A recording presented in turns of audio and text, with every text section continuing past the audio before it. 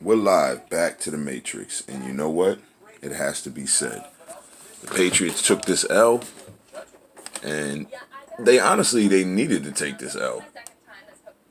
Um, or at least they didn't need it, but it was in the cards. Deshaun Watson has given them fits in the past in terms of making plays with his feet on third down, like he did last night with that sack that they had that would have affected that drive, and you go from there going forward with what the game played out to be. Um, what I'm not again, I'm not really gonna say that the defense got exposed so much as they're on the field in situational football against other teams, and they're making the plays, and then you're against teams that are running a lot of new style, or at least a lot of offensive schemes that the NFL has decided, or people in the NFL have decided to accept now. Now, don't get it twisted. I do believe that if they had, and that's why Brady got frustrated because he realizes that we need touchdowns out the gate. We have to put people behind us because Brady, for some strange reason, people don't seem to understand the nature of football. If you get ahead, then you put the other team in a position to press. If they get ahead, then you're in a position to press. Because any mistake could turn the game into something that is a little bit insurmountable. So, with that being said, Brady's frustrated with 3 points on the first drive. Brady's frustrated and throws an interception, and is frustrated with N'Keal Harry because he feels like he's supposed to be powering through that route, trying to take that ball. And I don't understand what's going on with N'Keal Harry. The Patriots spent the first round pick, didn't get DK Metcalf, didn't want to get Metcalf, and then still had the chance to get Metcalf and didn't get Metcalf. What I feel like is they should have gone all out. If you're going in on wide receivers and you know Brady needs weapons, get some weapons. You got Jacoby Myers, and now he looks like something that can work. He's putting in work. But DK Metcalf has what? 38 catches, 660 yards, something like that. Be nice to have a receiver like that. Can help him out. Mohamed Sanu, are you guys utilizing him right? Is the issue Josh McDaniels doesn't know how to call plays like they did back in the day? It's offensive scheme, bro. Josh McDaniels has to change his mind about the way he's calling plays. And I think they get it a little bit because they try to stick to the run, and it helped throughout the comeback, and that's fine. But you have to come out from the beginning of the game and not think that you're going to just blow and go. You have to sign AB. Sign AB. It'll change your life. I guarantee it.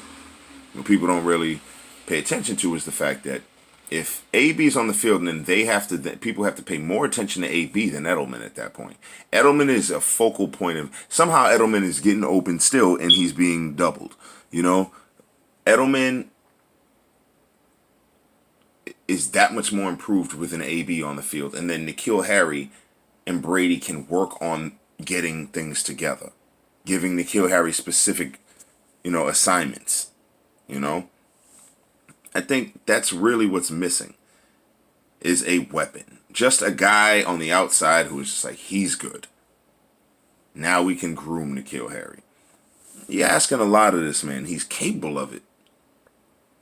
And Brady's capable of making things happen. I think Brady's looked bad because he has. Now, no one wants to point out the fact that, I'm sorry, did we not just get dumped down to our third string center?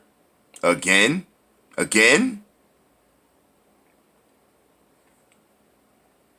Center gets injured in the middle of the game. Nobody wants to point that out.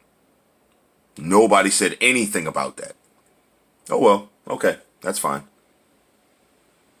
Well, Brady's gonna make a way, and then they came back off of that.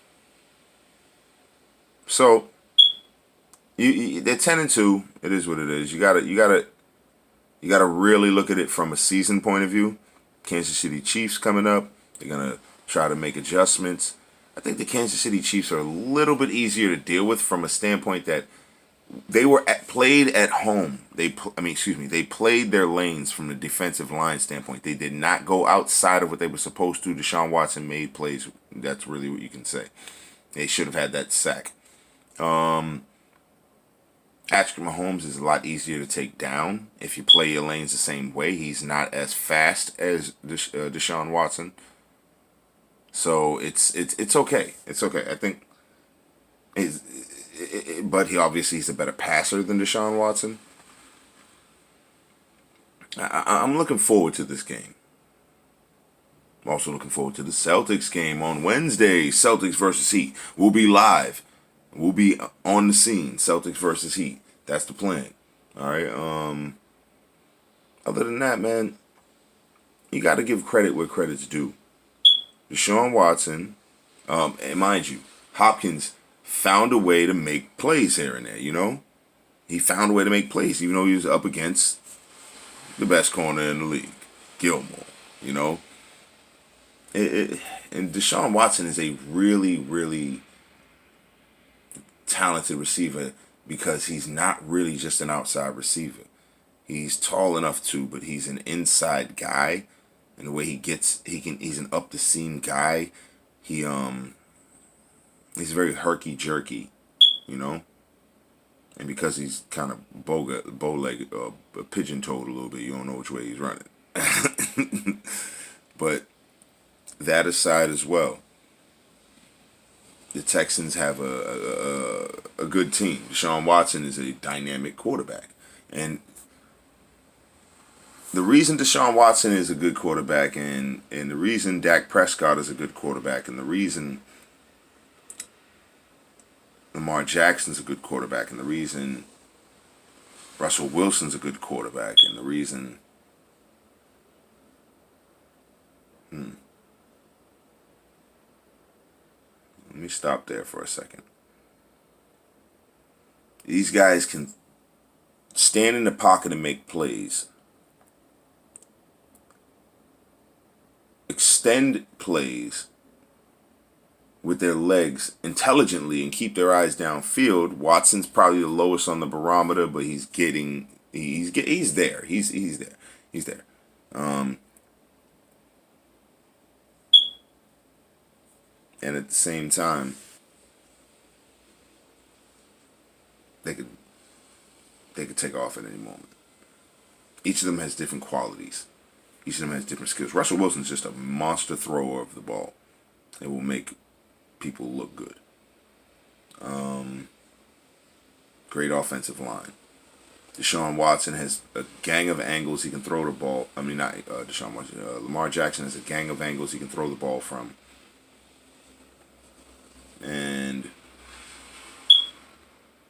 he's the fastest quarterback in the league.